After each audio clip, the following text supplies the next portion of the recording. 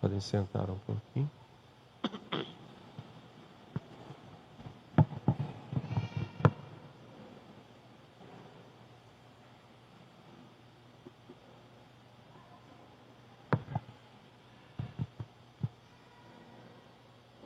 Combati o bom combate, terminei a minha carreira, guardei a fé.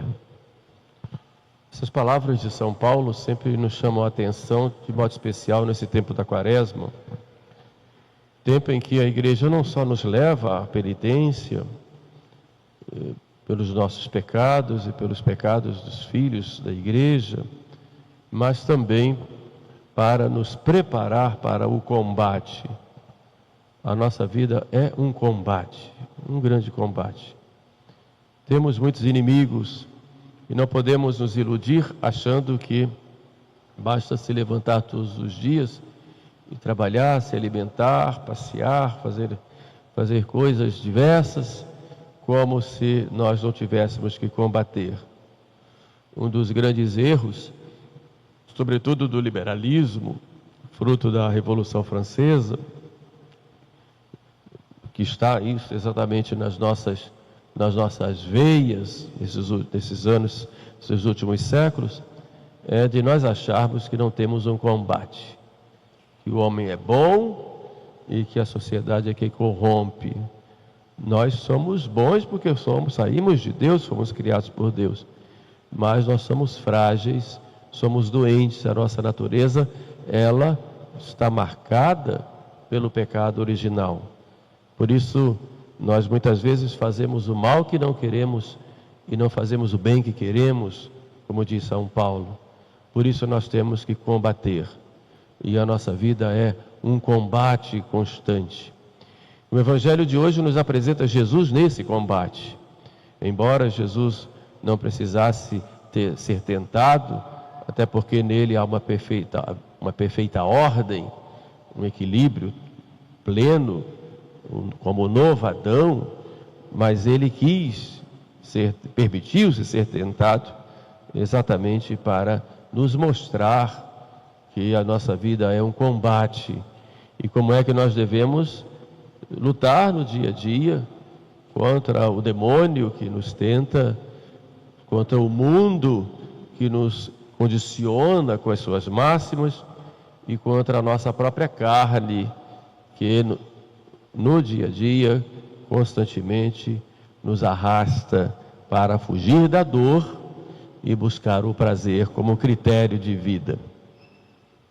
Por isso Jesus, ele foi ao deserto, ficou lá 40 dias em penitência, em jejum, estava assim para iniciar a sua missão dada pelo Pai, como tantos no Antigo Testamento, 40 dias, a gente vê lá Moisés, 40 dias fazendo recolhimento lá no Monte Sinai, 40 dias vemos Elias, vemos também 40 dias chovendo sobre a terra, naquele grande dilúvio.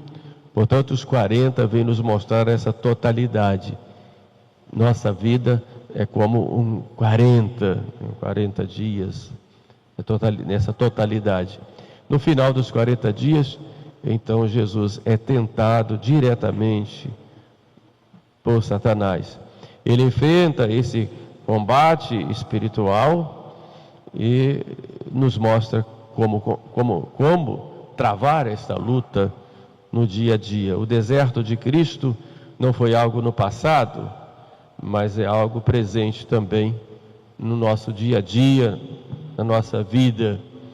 Ele é também deserto nesse tempo moderno, nessa nossa vida moderna. Uma sociedade acelerada, barulhenta, materialista, espiritualmente confusa, muitas vezes levada ao esoterismo. E o combate de Jesus é o nosso combate. Que tentações o mundo nos apresenta hoje. Por isso eu gostaria de meditar com vocês as 3 lições do Evangelho de hoje, baseado naquelas 3 tentações de Jesus. Por isso faço essa homilia em tom de meditação para que cada um possa refletir e aplicar a sua vida. Na primeira tentação, se és o Filho de Deus, faze com que estas pedras se transformem em pães. A tentação do pão é a tentação principalmente do materialismo e do culto ao prazer. O demônio diz: faz com que essas pedras se transformem em pães. Quer dizer, reduzir tudo à matéria e ao prazer. É viver apenas para o conforto, para o consumo, para a segurança econômica. Essa é a mentalidade moderna, que diz: o importante é ter, produzir, aproveitar. Quanto mais eu tiver, mais eu serei feliz. É a ilusão a ilusão da falsa felicidade que o mundo apresenta para nós. Enquanto Jesus vem nos dizer exatamente o contrário: bem-aventurados os pobres em espírito, porque deles é o reino dos céus. A tentação do pão é também a tentação do prazer desordenado, porque há um prazer ordenado que o próprio Deus colocou na natureza humana, em vista da conservação do indivíduo e da conservação do gênero humano. Mas a desordem do prazer está em deixar de se submeter a Deus, que regula todas as coisas com as suas normas, com a sua lei. Por isso, quando nós saímos desse equilíbrio, buscamos o prazer desordenado, fora do plano de Deus, a gente peca. É exatamente isso que o demônio coloca, numa desordem muito grande. Então o culto, como nós vemos hoje, o culto ao lazer, ao divertimento, o culto do próprio ser humano. Então nós vemos essa grande tentação que o demônio coloca. Então preciso termos muito cuidado, porque Deus é o centro da nossa vida.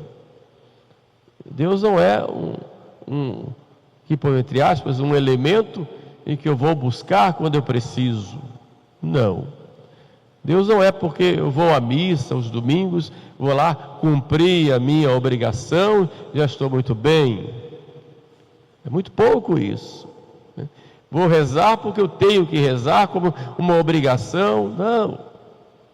O Filho de Deus se fez homem para estabelecer com a humanidade e singularmente com cada um de nós uma relação de comunhão.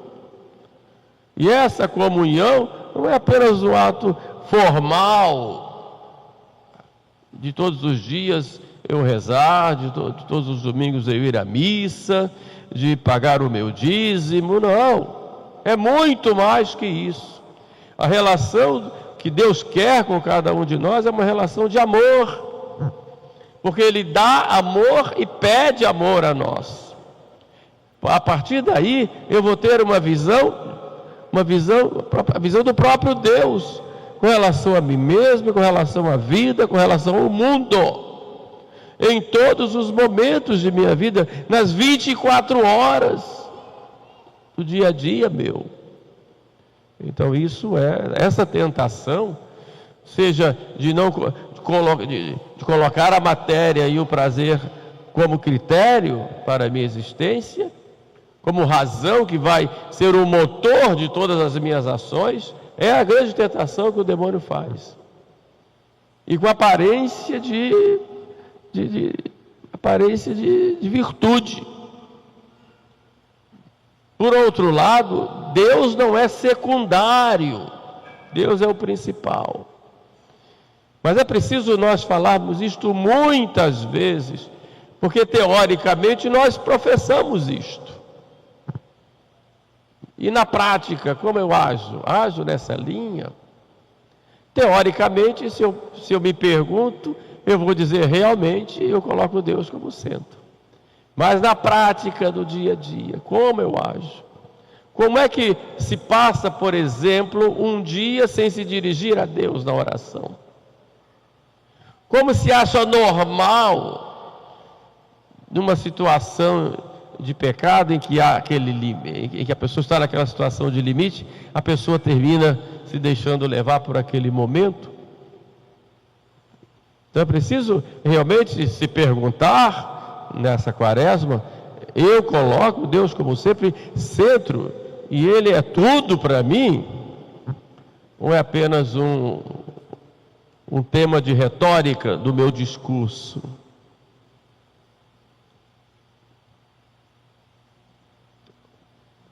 Então, minha oração, a Santa Missa, a confissão, a comunhão, tudo isso para mim deve fazer parte desta minha relação íntima com Deus. Nosso Senhor, então, nos responde aí: nem só de pão vive o homem, mas de toda a palavra que sai da boca de Deus. E aqui repetimos com Santo Agostinho aquela frase famosa dele no livro das Confissões: fizestes-nos para vós, Senhor, e inquieto está o nosso coração, enquanto não repousa em vós. O homem moderno teve um grande progresso do ponto de vista tecnológico e material, mas vive inquieto, porque o pão material, ele não sacia a alma, está sempre inquieto. Então é preciso restaurar a primazia de Deus na nossa vida cotidiana, nossa vida de oração, nossa leitura espiritual, nossa fidelidade à missa dominical, a vida sacramental, e nas nossas atitudes temos sempre a Deus como o critério. No segundo ponto, a segunda tentação que o demônio faz: se és o Filho de Deus, lança-te daqui abaixo. Disse isso lá no pináculo do templo. Aí nós temos uma tentação que o demônio faz, mas não foi à toa, não fez isso assim à toa, porque ele já tinha programaticamente colocado isso na mentalidade popular, de que o Messias viria do alto e apareceria lá do alto, né? E desceria, né? Então, Jesus pular do pináculo do templo seria mostrar que o demônio tinha razão, né? Então, lança-te daqui abaixo. E o demônio ainda usa a Sagrada Escritura, distorcendo o seu sentido, porque está escrito, como diz lá o salmista Davi, que os anjos virão e te socorrerão. E Jesus responde de modo bem firme: não tentarás o Senhor teu Deus. Era a tentação da vaidade espiritual e da presunção.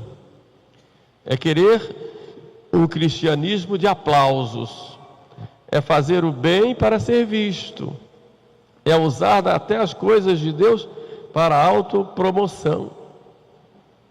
É viver hoje como nós vivemos, por exemplo, na era das redes sociais. A vaidade é algo que o demônio instila na própria alma nossa. Tudo precisa ser mostrado. Todo mundo tem que saber o que eu estou falando, o que eu estou fazendo. Eu tenho que ser aplaudido. Tenho que ter muitos seguidores. Tenho que ter muitos likes. Às vezes não tem conteúdo nenhum, mas eu tenho que ir lá ver. Tanta vaidade, tanta vaidade.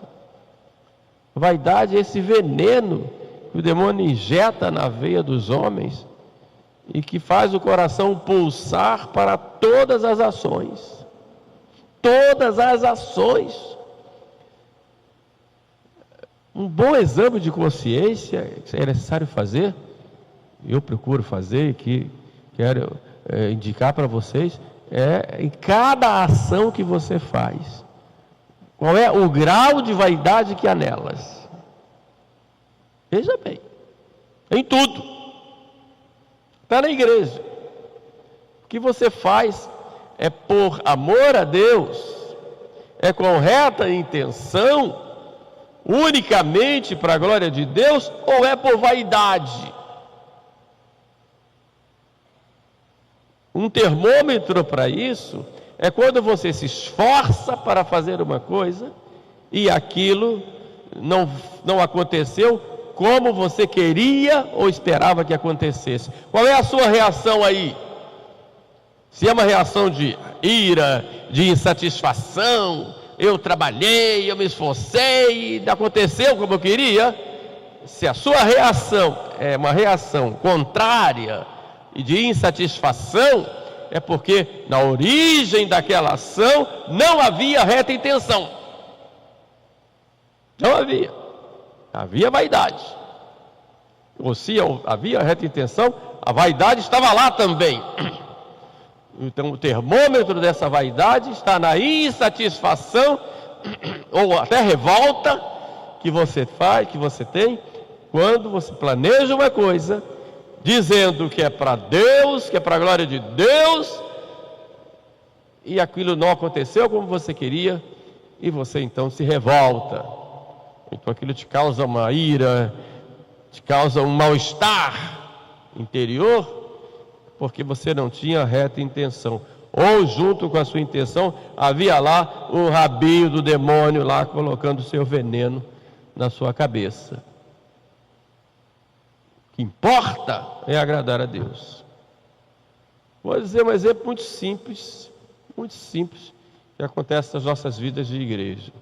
Aqui nós tivemos oportunidade de passar por isso. Mas a gente vai fazer uma igreja, tem que fazer festas, preparar a festa do padroeiro, por exemplo, e prepara as barraquinhas, e todo mundo se esforça, trabalha dia e noite, prepara as barracas, ajeita uma coisa, ajeita outra. E no dia, na hora da festa, cai um temporal, não vem ninguém, ou então acaba a missa, sai todo mundo correndo, você não vende nada e fica todo encalhado. Aí a gente tem que chegar para o santo e dizer: por que o senhor fez isso? Mas acontece que às vezes eu digo sempre para o santo: a igreja é tua. Se não deu, não deu. O importante é que o povo trabalhou, se esforçou e fez tudo para a glória de Deus. E pronto. Mas se vem aquela revolta ou aquele aborrecimento, não é possível, eu não trabalho mais, não tem mais como, chega na hora dá tudo errado. É exatamente porque dentro da nossa ação foi lá a vaidade. Lança-te daqui abaixo, porque tu és importante, as pessoas vão te aplaudir. A pior coisa que existe hoje na igreja é nós querermos ser protagonistas das ações. Em tudo. Tem que ser do meu jeito, tem que ser na hora que eu quero. Isso é um engano do demônio. Um engano. E é uma armadilha que ele faz para nós.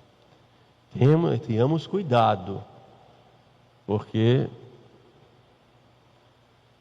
nós vivemos muitas vezes buscando os elogios das pessoas. Não vamos atrás de elogios. Buscamos aplausos das pessoas. Não vamos atrás disso. Se falarem, muito bem. Tudo seja para a honra de Deus. Mas para nós, porque tudo que nós fazemos de bom é obra da graça. Mas às vezes a gente gosta de um incensozinho, né? Tem que incensar. Tem que pincelar o ego.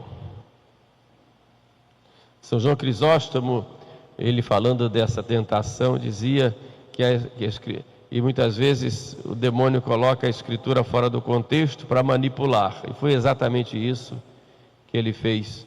E faz hoje também, para justificar ideologias, modismos, interesses pessoais. Cuidado. A fé autêntica, ela é humilde, silenciosa, perseverante. Por exemplo, São João Vianney passava horas de madrugada diante do Santíssimo, quase escondido do mundo. O poder dele não estava no espetáculo, mas na fidelidade silenciosa. E pronto. E pronto. Tem a história de um sacerdote que fazia sermões muito bonitos e todo mundo ficava, que sermão! Depois todo mundo dava os parabéns, tal. Mas tinha uma senhorinha que ficava lá rezando. E o padre ficou incomodado com aquilo. Eu estou aqui falando e aquela senhora fica rezando o tempo todo na hora que eu estou falando. Aí foi lá e chamou a atenção dela. E ela, tá bom, padre, eu vou obedecer ao senhor. E ele começou então a fazer uns sermões meio complicados. Ninguém entendia nada, não tinha nada mais de substancioso. E ele se perdia e tudo. E ele foi conversar com aquela senhora. E aquela senhora disse, porque naquela hora que o senhor estava fazendo o sermão, eu estava rezando para o senhor fazer um bom sermão, para poder o povo entender e ter a graça. Aí ele disse, então volta, por favor, volta. Porque às vezes nós queremos atrair as honras para nós, mas tudo é obra da graça. A graça que age, não só na vida do padre, mas na vida do pai, da mãe, do jovem. Ele é que é importante. No terceiro ponto da nossa reflexão, vemos aí a tentação do poder, que o demônio faz com Jesus. Mostra todos os bens do mundo e diz, tudo isso eu te darei se prostrado me adorares.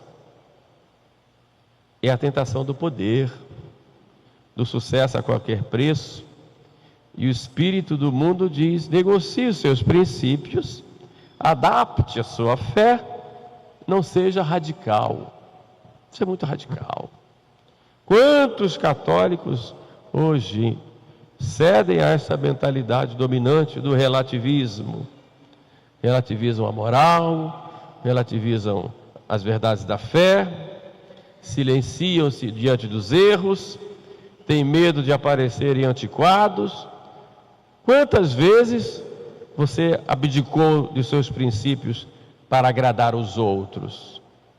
Mas Jesus responde, ao Senhor teu Deus adorarás, e só a Ele servirás. Santo Atanásio, grande exemplo de bispo, que foi exilado 5 vezes da sua diocese, 5 vezes, ele não se deixou levar pelas pressões. Mudava, porque ele era sujeito ao imperador. O imperador mudava o imperador, Ariano, ele saía. Voltava um imperador melhor, ele voltava também. Mas ficou assim.